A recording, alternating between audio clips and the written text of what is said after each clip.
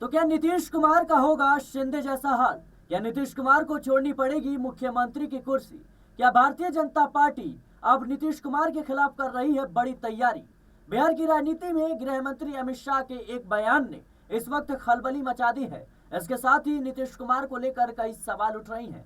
दरअसल जब अमित शाह से पूछा गया कि क्या नीतीश कुमार के नेतृत्व में भारतीय जनता पार्टी 2025 का विधानसभा चुनाव लड़ेगी, यानी भारतीय जनता पार्टी नीतीश कुमार को मुख्यमंत्री बनाएगी, तो इस पर गृह मंत्री अमित शाह जो जवाब देते हैं वो जेडीयू की नींद उड़ाने के लिए काफी है। उन्होंने कहा कि हम इस पर मिलकर फैसला करेंगे। मैं कार्यकर्ता हूं, लेकिन पार्टी के तमाम नेता और जेडीयू के हम सब मिलकर तय करेंगे।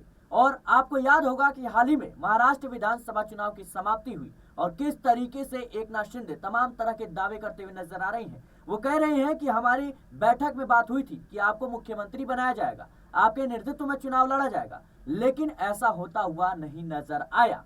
मौजूदा हालात की बात करें तो जेडीयू 43 से 44 सीटों के साथ कहीं ना कहीं बिहार के एनडीए का हिस्सा है। वहीं बात करें हम भारतीय जनता पार्टी की तो 78 सीटें हैं, लेकिन इसके बावजूद नीतीश कुमार को कहीं ना कहीं मुख्यमंत्री बीजेपी ने स्वीकार कर लिया। लेकिन समय बदला और राजनीतिक परिस्थितियां बदल जाती हैं। किस तरीके से एकनाथ शिंदे के साथ हुआ हम सबने देखा। तो क्या अब वही तैयारी भारतीय जनता पार्टी नीतीश कुमार के साथ करने जा रही है? क्या नीतीश कुमार अब बिहार की राजनीति से कहीं ना कहीं दूर होते हुए नजर आएंगे? ये तमाम सवाल हैं जो इस वक्त कहीं ना कहीं चर्चा करने के लिए अहम हो जाते हैं। मेरे साथ मेरे सहयोगी नाजमिन है, उनसे जानने और समझने का प्रयास करेंगे। नाजमिन, पहला सवाल, जिस तरीके से गृह मंत्री अमित शाह का जो बयान सामने आया है कि बैठक होगी, बैठक में निर्णय लिया जाएगा किसको किसके नेतृत्व में चुनाव लड़ना है, क्या लगता है आपको कि कहीं ना कहीं नीतीश कुमार के लिए ये एक बड़ा झटका माना जा सकता है? देखिए सिराज, जैसा कि आपने पहले कहा कि क्या बिहार के मुख्यमंत्री नीतीश कुमार का हाल भी महाराष्ट्र के पूर्व मुख्यमंत्री और मौजूदा उप मुख्यमंत्री एकनाथ शिंदे जैसा होने वाला है। तो वाकई बिहार की राजनीति में देखा जाए तो चुनाव नजदीक है विधानसभा का। महाराष्ट्र में हाल ही में विधानसभा के चुनाव हुए। चर्चा ये थी कि एकनाथ शिंदे मुख्यमंत्री बनेंगे, एकनाथ शिंदे को ही मुख्यमंत्री बनना चाहिए, लेकिन बीजेपी ने अपने जरिए ये दर्शाया कि अब मजबूरी नहीं है कि हम एकनाथ शिंदे को साथ लेकर चले। जरूरत नहीं है कि एकनाथ शिंदे को महाराष्ट्र की सत्ता सौंपी जाए। बीजेपी को चाहिए था कि लंबे समय से गठबंधन में है, लेकिन अकेले वो सत्ता में काबिज अब तक नहीं हो पाए हैं। तो महाराष्ट्र में देखिए कि उद्धव ठाकरे की जरूरत बीजेपी को पड़ी थी, महाराष्ट्र में शरद पवार की जरूरत बीजेपी को पड़ी थी, महाराष्ट्र में अब एकनाथ शिंदे की जरूरत बीजेपी को पड़ी। लेकिन बीजेपी अब महाराष्ट्र में इतनी मजबूत है कि एकनाथ शिंदे अलग हटना चाहे भी तो बीजेपी का कुछ नहीं बिगाड़ सकते हैं। इस लिहाज से बीजेपी ने कहा कि मुख्यमंत्री बनने का चांस है तो क्यों हम किसी और दल को दें। एकनाथ शिंदे को दरकिनार कर दिया। मजबूरी थी उस वक्त एकनाथ शिंदे को मुख्यमंत्री बनाया गया था जब वो विधायक लेकर बीजेपी के साथ गठबंधन में आए थे। उद्धव ठाकरे को धोखा दिया था, वही एकनाथ शिंदे मुख्यमंत्री बने। मजबूरी थी, लेकिन अब बीजेपी की मजबूरी नजर नहीं आती है। अब एकनाथ शिंदे दबाव डालें, नाराज रहें या बगावत कर जाए, बीजेपी मजबूती के साथ महाराष्ट्र में टिकी हुई है क्योंकि अजीत पवार उनके साथ है। वहीं अगर इसी स्थिति को हम बिहार में लेकर चले जाएं तो बिल्कुल वैसी ही स्थिति नजर आती है। देखिए बिहार में जब आरजेडी से अलग हटकर गठबंधन तोड़कर बीजेपी के साथ गठबंधन में नीतीश कुमार आए, उस वक्त बीजेपी के लिए मजबूरी हो गया कि नीतीश कुमार को हमें मुख्यमंत्री बनाना ही पड़ेगा। देखिए बिहार में तीसरे नंबर की पार्टी नीतीश कुमार की जेडीयू है। जेडीयू को लेकर जिस तरीके से आपने चर्चा की, बिहार में पहला स्थान आरजेडी ने यहाँ पर 69 सीटों के साथ यहाँ पर काबिज किया। इसके बाद भारतीय जनता पार्टी आती है, इसके बाद जेडीयू पार्टी आती है। चाहती तो बीजेपी गठबंधन के साथ बीजेपी के ही किसी चेहरे को मुख्यमंत्री बना सकती थी, लेकिन बीजेपी ने नीतीश कुमार को मुख्यमंत्री बनाना सही समझा क्योंकि वो उनके साथ जुड़ी थी। लेकिन आने वाले विधानसभा चुनाव ये तय कर सकते हैं कि नीतीश कुमार सीएम चेहरा होंगे या नहीं, क्योंकि गृह मंत्री अमित शाह ने इंटरव्यू में जो बयान दिया, ये बयान साफ तौर पर जाहिर है कि बीजेपी अभी फैसला कर ही नहीं पा रही है या बीजेपी सहमत ही नहीं है कि वो जेडीयू पार्टी को आगे करेगी या जेडीयू पार्टी के नेतृत्व में चुनाव लड़ा जाएगा। देखिए, हाल ही में भारतीय जनता पार्टी के पूर्व सांसद अश्विनी चौबे ने एक बड़ा बयान दिया था। ये कहा था कि बीजेपी के जरिए ही सीएम चेहरा तय होना चाहिए और बीजेपी को अपने सहयोगी दलों को भी साथ लेकर चलना चाहिए। यहाँ पर साफ कहा गया था कि नीतीश कुमार सीएम चेहरा नहीं होंगे, जेडीयू पार्टी पहला स्थान बिहार में नहीं पाएगी। यही बात गृह मंत्री अमित शाह ने कह दी है कि अभी से कैसे फैसला कर लिया जाए, मीटिंग होगी, सभी दल फैसला करेंगे, तय करेंगे, आपसी सहमति नजर आएगी तो ही यहाँ पर एक चेहरा फाइनल होता हुआ नजर आएगा। देखिए, महाराष्ट्र में सीएम चेहरा चुनाव के दौरान नहीं तय किया गया, नतीजों के बाद तय किया गया कि आखिरकार कौन होगा, लेकिन एक फॉर्मूला तय था बीजेपी और सहयोगी दलों के बलबूते पर कि जो अधिकतम सीटें जीतेगा उस पार्टी का मुख्यमंत्री होगा और बीजेपी अधिकतम सीटें 132 सीटों को जीतती हुई नजर आई, मुख्यमंत्री महाराष्ट्र में बन गया।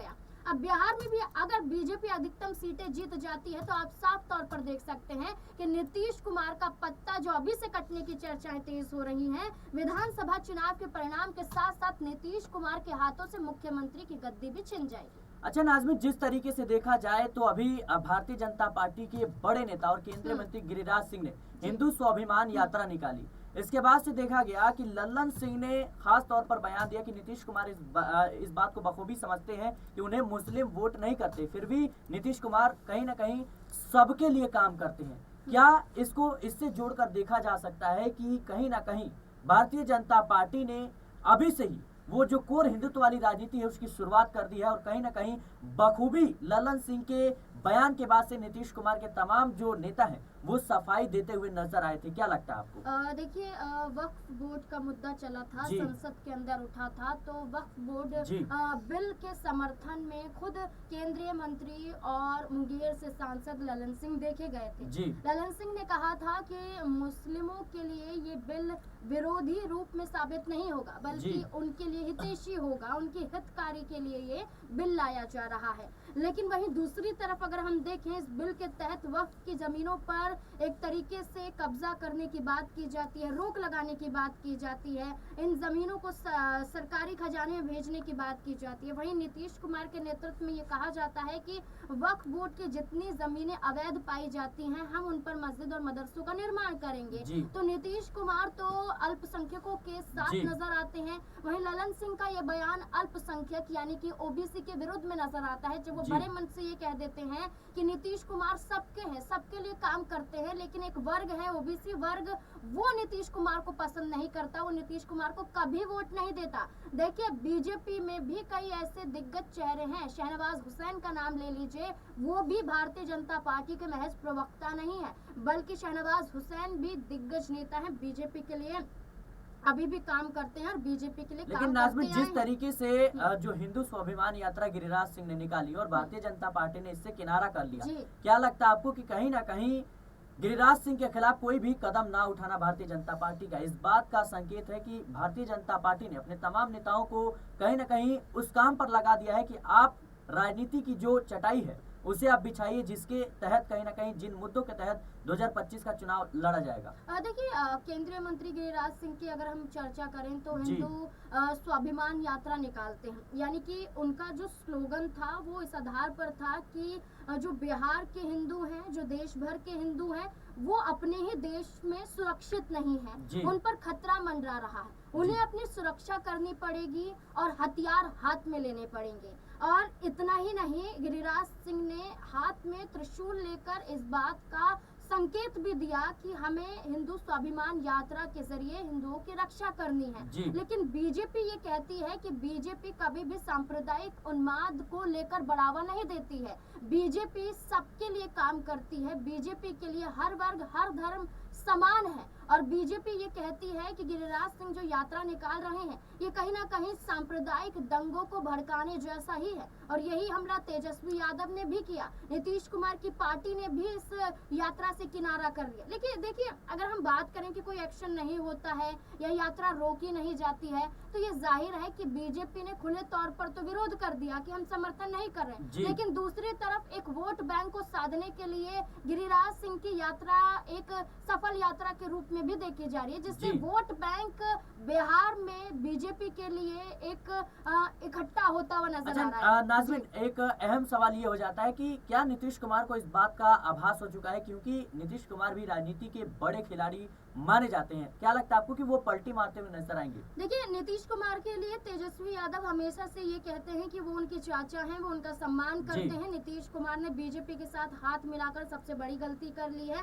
बीजेपी आने वाले वक्त में नीतीश कुमार के साथ खिलवाड़ करेगी, धोखा जी। करेगी। देखिए, गृह मंत्री अमित शाह जब गठबंधन जेडीयू पार्टी के साथ नहीं था, तो यही अमित शाह बयान देते थे बिहार की सड़कों पर कि हम नीतीश कुमार के साथ कभी जी, जी। गठबंधन नहीं करेंगे, नीतीश कुमार के साथ कभी नहीं आएंगे, क्योंकि वो खुद अपने बयानों पर टिके नहीं रहते, वो अपने फैसलों पर टिके नहीं रहते, कभी इधर जाते हैं, कभी उधर जाते हैं। तो आपने देखा ही है, बिहार में कभी आरजेडी के साथ गठबंधन है, तो कभी बीजेपी के साथ गठबंधन है, कभी आरजेडी के साथ, कभी बीजेपी के साथ। जब नीतीश कुमार को ही तय नहीं करना आ रहा है कि आखिरकार वो किस दल के साथ मिलकर सरकार चलाए। देखिए, जी। अब तो नीतीश कुमार ये भी कहते हैं कि मर जाएंगे, मिट जाएंगे, लेकिन एनडीए का साथ नहीं छोड़ेंगे, मरते दम तक हम एनडीए के साथ रहेंगे, बीजेपी के साथ रहेंगे। हमने गलती कर दी जो हम आरजेडी के साथ गए, लेकिन क्या आने वाले वक्त में नीतीश कुमार अब ये भी कहते हुए नजर आएंगे कि हमने गलती कर दी कि हम बीजेपी के साथ आ गए? क्योंकि तस्वीरें साफ तौर पर नजर आ रही हैं चुनाव से पहले कि सीएम चेहरा तय नहीं होने वाला है। देखिए, चिराग पासवान ने सहमति जताई थी कि हम नीतीश कुमार के नेतृत्व पर चुनाव लड़ने के लिए तैयार हैं। वहीं देखा जाए तो हम पार्टी समर्थन नहीं करती है।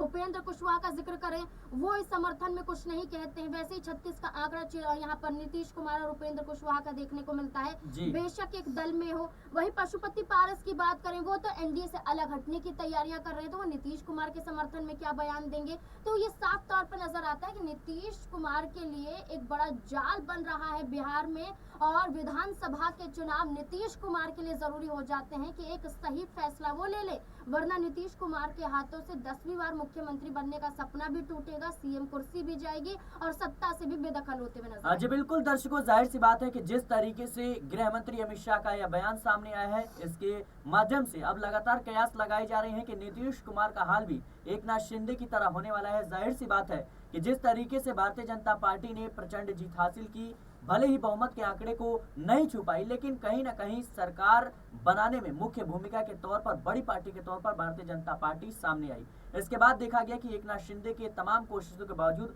पहले तो मुख्यमंत्री की कुर्सी गई और गृह विभाग भी गया। अब देखना होगा नीतीश कुमार का राजनीतिक सफर कैसा रहेगा 2025 के बिहार विधानसभा चुनाव में। फिलहाल के लिए इस रिपोर्ट में इतना ही। देश और दुनिया की तमाम खबरों के लिए बने रहना नेक्स्ट पॉलिटिकल बाइट के साथ।